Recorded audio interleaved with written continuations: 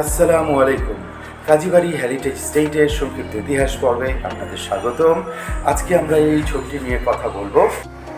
এই ছবিটি হচ্ছে গিয়ে শহীদ বুদ্ধিজীবী নাজিমুদ্দিন আহমেদ সাহেবের। তিনি বিবিসির সাংবাদিকতা করতেন মুক্তিযুদ্ধের সময়কালীন সময়ে। উনি সমস্ত আমাদের দেশের যে খবরগুলো, যুদ্ধে কোথায় কী হচ্ছে, হানাদার বাহিনী কোথায় হামলা করছে, কীভাবে অত্যাচার হচ্ছে, কীভাবে বিশৃঙ্খলা হচ্ছে এবং কীভাবে দেশের কী অবস্থা হচ্ছে, এই সমস্ত সংবাদগুলো বিবিসিতে বাইরের সংবাদ মাধ্যমকে দিতেন। তো যার জন্য উনি টার্গেট হয়ে যান এবং উনি 1971 সালের আপনার 12ই ডিসেম্বর, দেশ স্বাধীন হওয়ার মাত্র 4 দিন আগে আমাদের বাসা থেকে, উনি আমাদের বাসায় ভাড়া থাকতেন সেই বেশ অনেক আগে থেকে, স্বাধীনতা পর পর্যন্ত।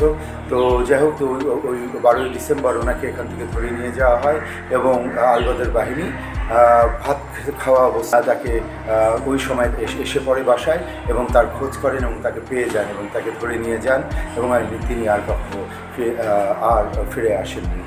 হ্যাঁ, তো আর আরেকটি ঘটনা আমি বলতে চাই, আমার আব্বার ঘটনা। উনি বিখ্যাত ক্রীড়াবিদ কাজী আব্দুল আলিম সাহেব আমার বাবা হন। তো ওনাকেও খুঁজতে অনেকবার এই কাজীবাড়িতে আপনার হানাদার বাহিনী তারা এসছেন, কিন্তু ওনাকে এই বাসায় খুঁজতে পাননি। কারণ হচ্ছে গিয়ে উনি অফিস পাড়াতে মতিঝিলে এনএসসি বিল্ডিং স্টেডিয়াম চত্বরে ওখানে উনি থাকতেন ফ্যামিলি সহকারে এবং তাকে এখানে এসে পাওয়া যেত না। কিন্তু পরবর্তীতে আপনার 16ই ডিসেম্বরের কিছু আগে, 3 দিন বা এরকম আগে, ওনাকেও ধরতে ওনাকে খবর পাঠানো হয় রাউফ ফরমান আলী, যিনি মুক্তিযুদ্ধের সময় হানাদার বাহিনীর আপনার কী বলে বুদ্ধিজীবী হত্যার রূপকার যাকে বলা হয়।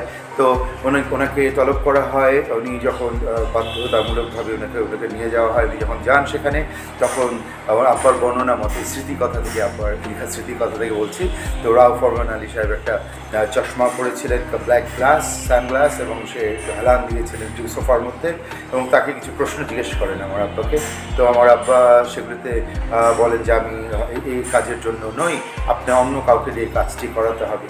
তো তখন করালেন ভালো। তখন উনি বলেন যে ওনাকে আব্বাকে ধমক দিয়ে বলেন যে well, it seems like you are not complying with me and I think I should inform the cantonment. তুমি আমার সাথে কমপ্লাই করছো না, আমার মনে হয় আমার ক্যান্টনমেন্টে তোমার ব্যাপারে খবর দিতে হবে। তো এই কথা শুনে তো ওনার কলিজায় পানি শুকিয়ে গেছে, কারণ ওনার খাতায় যখন কারো নাম উঠে তার নিস্তার হয় না। তো যাই হোক, তার 2-3 দিনের মধ্যেই দেশ স্বাধীন হয়ে যায় 16ই ডিসেম্বর। না হলে আমাদের পরিবারের মধ্যে একটি ভয়ঙ্কর ঘটনা ঘটে যেত। তো তারপর আমার পরিবারে আমার খালু বুদ্ধিজীবী শহীদ হন আর কি, আপনার সমরাস্ত্র কারখানায় উনি ডক্টর নাইমুল ইসলাম সাহেব, উনি আমার সেজ খালু হন, উনি শহীদ হয়েছেন। আমার ফ্যামিলিতে আরও 3 জন মুক্তিযোদ্ধা আছে।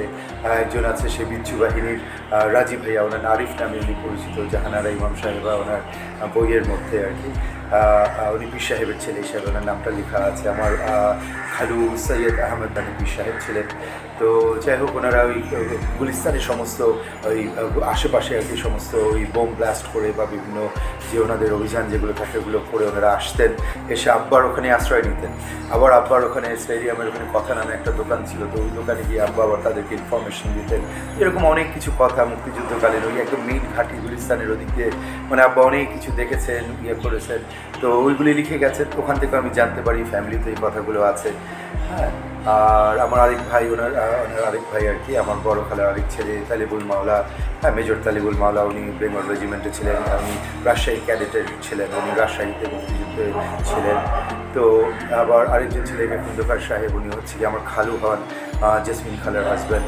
উনি আপনার মুক্তিযুদ্ধের 2য় কমান্ডার ছিলেন, তিনি সেনাপতি যাকে বলা, 2য় সেনাপতি ছিলেন। তো এই আর কি। তো আরও অনেক গল্প নিয়ে আবার আপনাদের কাছে উপস্থিত হব। তো মুক্তিযুদ্ধের সময়কার ঘটনা, আমাদের এখানে আরও কাজীবাড়িতে কিছু ঘটনা আছে। আব্বা সেই স্টেডিয়ামে যখন ছিলেন আমাদের পরিবারের ওখানে অনেক রকমের ঘটনা আছে। এটা একটা ঘটনাবহুল জায়গা ছিল। হ্যাঁ, ওই গুলিস্তান পাড়া বা ওই সামনে বঙ্গভবনের দিকে মতিঝিল পাড়া, এদিকে অনেক রকমের ঘটনা, অনেক কিছু আছে আর কি প্রত্যক্ষদর্শী দ্বারা। তো আমি তাদের স্মৃতিকথা থেকে নিয়ে আমি বলছি আর কি। তো ইনশাল্লাহ আরও অনেক গল্প নিয়ে আসবো। তো তৎকালীন সময়ের জন্য আজকে আপনাদের কাছ থেকে বিদায় নিচ্ছি। ভালো থাকবেন, সুস্থ থাকবেন, আর আমার জন্য দোয়া করবেন। আসসালামু আলাইকুম।